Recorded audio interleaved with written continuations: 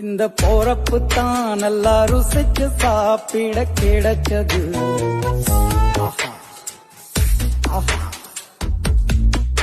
அத நினைச்சு தான் மனோ உலகம் முழுவதும் பருக்குது. அட சுட சுட அட சுட சுட அந்த மதுர மல்லிப்பூ இட்லியே மீன் குழம்புல கொஞ்சம் புரட்டி சாப்பிட எச்சிலு ஊறுது உள்ளுக்குள்ள. இந்த போறப்பு தான் நல்லா ருசிச்சு சாப்பிட கிடைச்சது. இந்த போறப்பு தான் நல்லா ருசிச்சு சாப்பிட கிடைச்சது. அத நினைச்சு தான் மனோ உலகம் முழுவதும் பருக்குது.